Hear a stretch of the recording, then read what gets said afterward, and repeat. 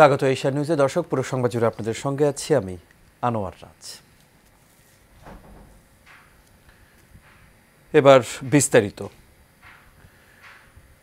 প্রধান উপদেষ্টা ডক্টর মোহাম্মদ ইউনূস বলেছেন, সৎ, নীতিবান ও পেশাদার অফিসাররাই উচ্চতর পদে উন্নতি হওয়ার জন্য উপযুক্ত। যারা রাজনৈতিক মতাদর্শের ঊর্ধ্বে নির্বাচনের ক্ষেত্রে তাদের গুরুত্ব দিতে হবে। সকালে বাংলাদেশ সেনাবাহিনীর সদর দপ্তরে সেনা সদর নির্বাচনী পর্ষদের আনুষ্ঠানিক উদ্বোধনে এসব নির্দেশনা দেন প্রধান উপদেষ্টা।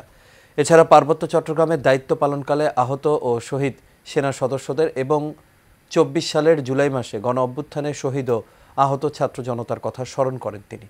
সকালে আয়োজিত এই উদ্বোধনী অনুষ্ঠানে সেনাবাহিনীর কর্নেল ও লেফটেন্যান্ট কর্নেল পদবীর যোগ্য কর্মকর্তাদের পরবর্তী পদোন্নতির জন্য বিবেচনায় আনার কার্যক্রম শুরু হয়।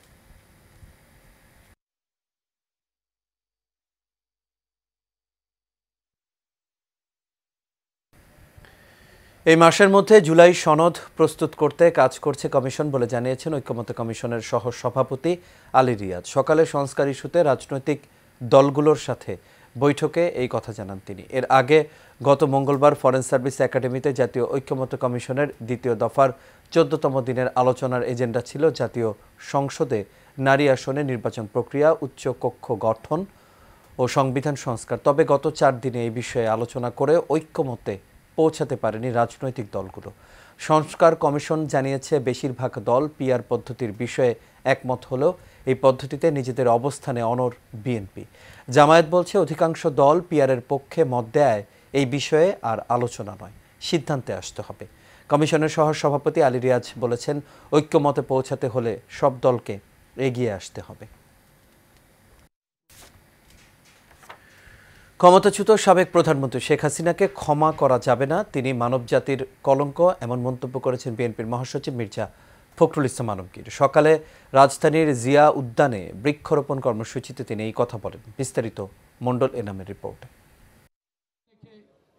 রাজধানীর শেরেবাংলা নগরে শহীদ প্রেসিডেন্ট জিয়াউর রহমানের মাজার প্রাঙ্গণে গণ অভ্যুত্থান ২০২৪ জাতীয় ঐক্য ও গণতান্ত্রিক অভিযাত্রা সবুজ পল্লবে স্মৃতি অম্লান কার্যক্রমের আয়োজন করে বাংলাদেশ জাতীয়তাবাদী কৃষক দল ও আমরা বিএনপি পরিবার। এই জন্যই হাসিনাকে কোনোদিন ক্ষমা করা যাবে না। এ সময় বিএনপির মহাসচিব মির্জা ফখরুল ইসলাম আলমগীর বলেন, স্বাধীন গণতান্ত্রিক রাষ্ট্র প্রতিষ্ঠায় ছাত্র জনতা ঘোষণা দিয়েই জীবন উৎসর্গ করেছিলেন। সেই জন্য বিএনপির লক্ষ্য হচ্ছে সত্যিকারের অর্থে একটি উদারপন্থী গণতান্ত্রিক রাষ্ট্র নির্মাণ করা। ভিন্ন মত থাকবে, বহুমাত্রিক মত থাকবে, কেউ গণতন্ত্রে বিশ্বাস করবে, কেউ সমাজতন্ত্রে বিশ্বাস করবে, কেউ আপনার ওয়েলফেয়ার স্টেটে বিশ্বাস করবে।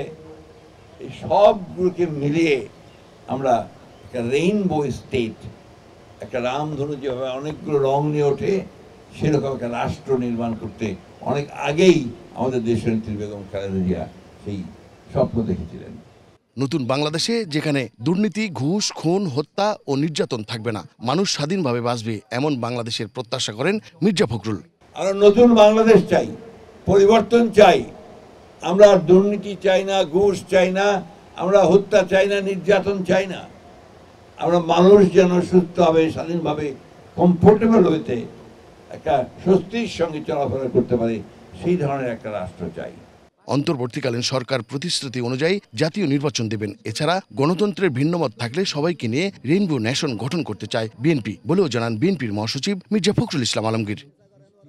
২৬ ফেব্রুয়ারির মাঝামাঝি সময় নির্বাচন হবে। সেই নির্বাচনের মধ্য দিয়ে আমরা জনগণের একটা সরকার তৈরি করতে পারবো, যে সরকার আমার এই শহীদদের তাদের মূল্যায়ন করবেন, তাদের মর্যাদা দেবেন, একই সঙ্গে যে জন্য তারা সংগ্রাম করেছেন বাংলাদেশে একটা গণতান্ত্রিক রাষ্ট্র প্রতিষ্ঠা করবার সব রকম ব্যবস্থা গ্রহণ করবেন। মণ্ডলের নাম, এশিয়ান টেলিভিশন, ঢাকা। জুলাই আগস্টে হত্যা, গণহত্যার ঘটনায় মানবতা বিরোধী অপরাধের পৃথক ৭ মামলায় ভারতে পালিয়ে যাওয়া সাবেক প্রধানমন্ত্রী শেখ হাসিনা সহ ৪৫ জনের বিরুদ্ধে ৩ মাসের মধ্যে তদন্ত শেষ করতে নির্দেশ দিয়েছেন ট্রাইব্যুনাল। আগামী ১৫ অক্টোবর তদন্ত প্রতিবেদন দাখিল করতে বলা হয়েছে। আজ আন্তর্জাতিক অপরাধ ট্রাইব্যুনালের চেয়ারম্যান বিচারপতি মোহাম্মদ গোলাম মুর্তুজা মজুমদারের নেতৃত্বাধীন ট্রাইব্যুনাল ১-এ আদেশ দেন। ট্রাইব্যুনালের প্রসিকিউশনের পক্ষে সময় আবেদন করেন চিফ প্রসিকিউটর মোহাম্মদ তাজুল ইসলাম। এর আগে সকালে জুলাই আগস্টে হত্যা, গণহত্যার ঘটনায় মানবতা বিরোধী অপরাধের পৃথক 7 মামলায় আনিসুল হক, দীপু মনি, আমির হোসেন আমু, সালমান এফ রহমান, জুনায়েদ আহমেদ পলক সহ ৩৯ জনকে ট্রাইব্যুনালে হাজির করা হয়। কারফিউ শেষে গোপালগঞ্জে ১৪৪ ধারা জারি করা হয়েছে। আজ সকাল ৬টা থেকে রাত ৮টা পর্যন্ত বলবৎ থাকবে এই বিধিনিষেধ। জেলা প্রশাসন জানায় এই সময়ের মধ্যে যে কোনো ধরনের সভা, মিছিল ও জনসমাবেশ নিষিদ্ধ থাকবে। ১৪৪ ধারার আওতামুক্ত থাকবেন শিক্ষার্থীরা, সরকারি অফিস সহ জরুরি পরিষেবা সমূহ। শহর জুড়ে জোরদার রয়েছে নিরাপত্তা। জেলার পরিস্থিতি এখন স্বাভাবিক। গত বুধবারের সহিংসতার পর জেলায় জারি ছিল কারফিউ, যা গতকাল শিথিল করা হয়। প্রসঙ্গত, গত বুধবার সমাবেশ শেষে ফেরার পথে এনসিপি নেতাদের গাড়ি বহরে হামলার ঘটনায় গোপালগঞ্জের পৌর পার্ক এলাকায় রণক্ষেত্রে পরিণত হয়। পরে জেলায় ১৪৪ ধারা জারি করে জেলা প্রশাসন। এরপর জেলাটিতে প্রথমে ২২ ঘন্টার কারফিউ জারি করা হয়। এরপর থেকে পর্যায়ক্রমে কারফিউর সময় বাড়ানো হচ্ছে।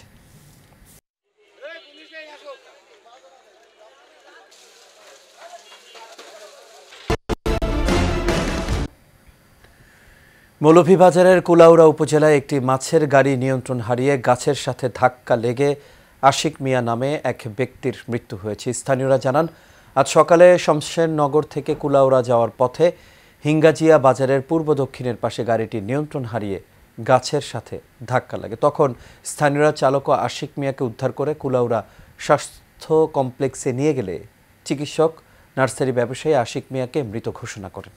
কুলাউড়া থানার অফিসার ইনচার্জ ওমর ফারুক এই বিষয়টি নিশ্চিত করে জানান, মৃতদেহ উদ্ধার করে ময়নাতদন্তের জন্য মৌলভীবাজার সদর হাসপাতালের মর্গে প্রেরণ করা হয়েছে। জুলাই আন্দোলনে গুলিবিদ্ধ আহত তুষার মুন্সির উন্নত চিকিৎসার দাবিতে গাজীপুরে মানববন্ধন করেছে স্থানীয় লোকজন। দুপুরে গাজীপুর চান্দনা চৌরাস্তায় এলাকায় এই মানববন্ধন অনুষ্ঠিত হয়।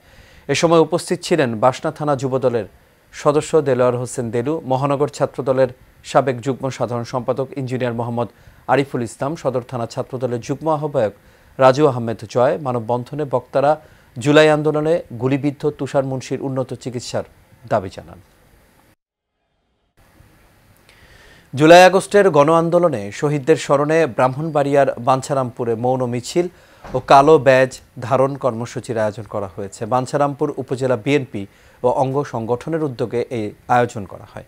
মৌন মিছিলটি বাঞ্ছারামপুরের প্রধান সড়ক প্রদক্ষিণ করে উপজেলা বিএনপির প্রধান কার্যালয়ের সামনে গিয়ে শেষ হয়।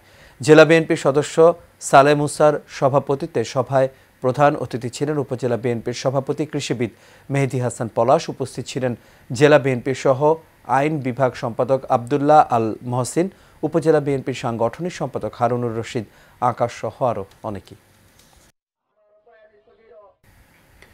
সাভারে জুলাই আগস্টের রাজপথের ছাত্র জনতার রক্তঝরা আন্দোলনের আতঙ্ক এখনও কাটেনি।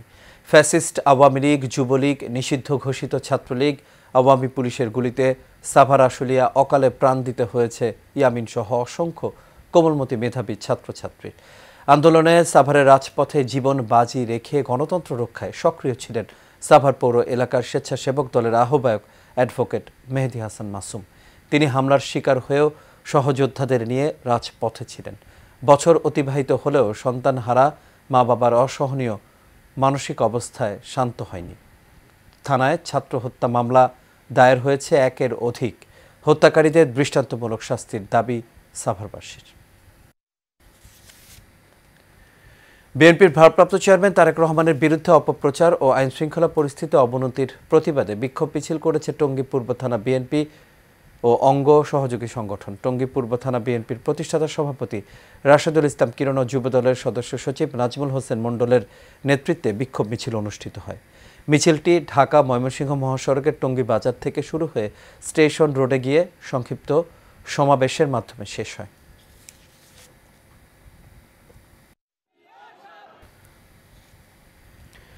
জামালপুরের মাদারগঞ্জ চর পাকেরদহ ইউনিয়নে জোরপূর্বক জমি দখল ও প্রকৃত জমির মালিককে জমি বুঝিয়ে দেওয়ার দাবিতে সংবাদ সম্মেলন করা হয়েছে। সকালে উপজেলার চর পাকেরদহ ইউনিয়নের গোদা শিমুলা এলাকায় এই সংবাদ সম্মেলনে বক্তব্য রাখেন ভুক্তভোগী মোতাহার প্রামাণিক, সাহেব আলী প্রামাণিক, মনিরা আক্তার ও বেলাল প্রামাণিক সহ আরও অনেকে। এই সময় বক্তারা বলেন, স্থানীয় রফিক প্রামাণিক একজন ভূমিদস্যু। তার ভাই আব্দুল খালেকের প্রভাবে গোদাসিমুলা বীরমালঞ্চ এলাকায় 176% জমি জোরপূর্বক দীর্ঘদিন যাবৎ দখল করে আছে।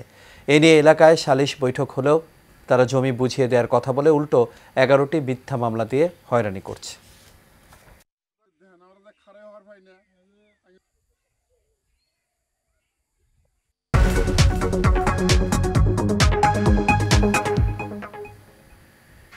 মানসিক স্বাস্থ্য, পারিবারিক সম্পর্ক এবং জীবনমুখী নানা সচেতনতার বিষয়ে গ্রাহকদের সামনে তুলে ধরেছে রূপায়ণ সিটি উত্তরা। দেশের অন্যতম মনোবিজ্ঞানী ডক্টর মেহতাব খানমের সাথে খোলামেলা আলোচনা করেন গ্রাহকরা। এ সময় রূপায়ণ সিটি উত্তরার সিইও এ মাহবুবুর রহমান জানান, কমিউনিটির লোকজনের মানসিক স্বাস্থ্য সহ সামগ্রিক কল্যাণে কাজ করে যাচ্ছেন তারা। সাইফুল ইসলাম নয়নের রিপোর্টে বিস্তারিত। দেশের প্রথম প্রিমিয়াম মেগা গেটেড কমিউনিটি রূপায়ণ সিটি উত্তরায় অনুষ্ঠিত হলো মানসিক স্বাস্থ্য, পারিবারিক সম্পর্ক এবং ব্যক্তিগত ও পেশাগত জীবনে মনোযোগ ধরে রাখার নানা দিক নিয়ে আলোচনা। অন্যকে রেসপেক্ট করার আগে নিজেকে রেসপেক্ট করতে হয়। অনুষ্ঠানে অংশগ্রহণকারীরা তাদের সমস্যার কথা তুলে ধরেন এবং তার সমাধান পেয়ে কৃতজ্ঞতা জানান রূপায়ণ গ্রুপকে।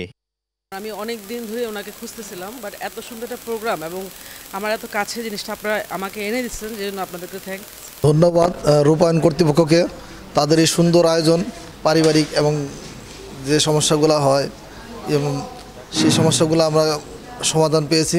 রূপায়ণ সিটি থেকে যে সেশনটা আয়োজন করেছে ম্যামকে নিয়ে, ইট ওয়াজ এ ভেরি ফ্যান্টাস্টিক একটা সেশন হয়েছে। স্ট্রেস ম্যানেজমেন্ট, এই প্রোগ্রামের মাধ্যমে আজকে আমরা কিভাবে জানতে পারলাম স্ট্রেস ম্যানেজমেন্ট, আমাদের মনের অবস্থা, মনের সাথে আমাদের নিজেদের কন্ডিশন কতটা, নিজেকে জানা। মানুষের চাওকে গুরুত্ব দিয়ে এই ধরনের সচেতনতামূলক অনুষ্ঠান চলমান রাখা হবে বলে জানান রূপায়ণ গ্রুপের মার্কেটিং ডিরেক্টর অমিত চক্রবর্তী। এই ধরনের উদ্যোগে আজকে যারা স্বতঃস্ফূর্তভাবে অংশগ্রহণ করেছেন, তাদের মনের চাওয়া যে এটা ধারাবাহিকভাবে হতে থাকুক। জীবনে চলার পথে ছোটোখাটো নানান রকম ভুলভ্রান্তি, প্যারেন্টিং, বাচ্চাদেরকে কিভাবে বড় করবে, এই সমস্ত বিষয়গুলো নিয়ে কিন্তু উনি সম্যক আলোচনা করেছেন, যার ফলে আজকে আমাদের এখানকার সম্মানিত বাসিন্দা, অন্যান্য অংশগ্রহণকারী যারা আছেন, তারা কিন্তু প্রচণ্ডভাবে উপকৃত হয়েছেন। এই প্রোগ্রামটাকে আমরা ধারাবাহিকভাবে সামনের দিকে আরও এগিয়ে নিতে চাই। রূপায়ণ সিটি বরাবরই মানুষের কল্যাণে কাজ করে থাকে।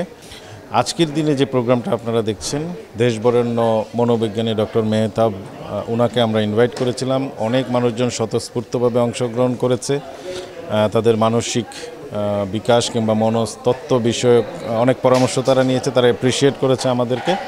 তো এটার মানে হচ্ছে এই যে আমরা শুধুমাত্র মানুষের সুস্থ থাকার জন্যই কাজ করি না, মানুষের মানসিক স্বাস্থ্য, আমাদের সাথে যারা বসবাস করছেন কিভাবে তারা আরও ভালো থাকতে পারেন, তারই পার্ট হিসেবে আজকের এই প্রোগ্রাম।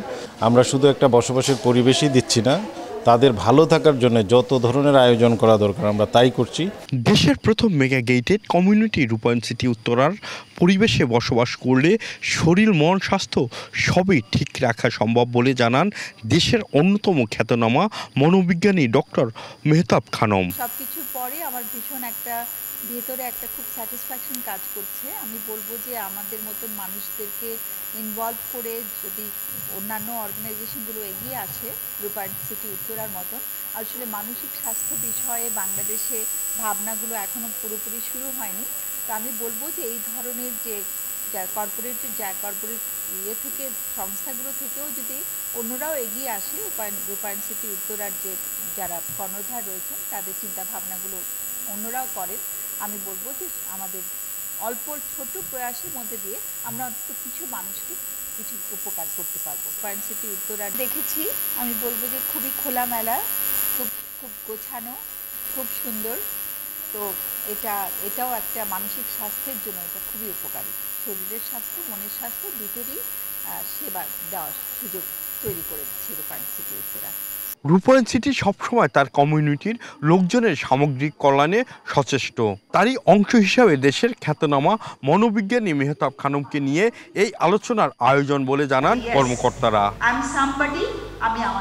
সাইফুল ইসলাম নয়ন, এশিয়ান টেলিভিশন, ঢাকা। আর এর সাথে শেষ করবে এশিয়ান নিউজ। তবে যাবার আগে বিআরবি কেবল ইন্ডাস্ট্রিজ লিমিটেড সংবাদ শিরোনামগুলো দেখে নেব আরেকবার।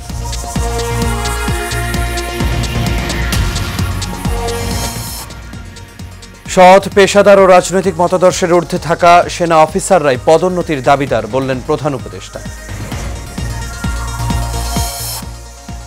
চলতি মাসে জাতীয় সনদ প্রস্তুত করতে কাজ করছে জাতীয় ঐক্যমত্য কমিশন, জানালেন ডক্টর আলী রিয়াজ।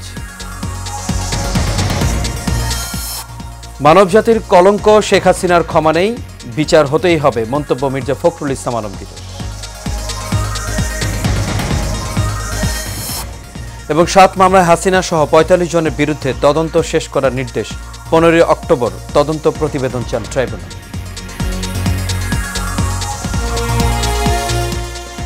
দর্শক, এই ছিল আমাদের এখনকার আয়োজন। আমাদের পরবর্তী সংবাদ দেখার আমন্ত্রণ রইল। এতক্ষণ সাথে থাকার জন্য সবাইকে ধন্যবাদ।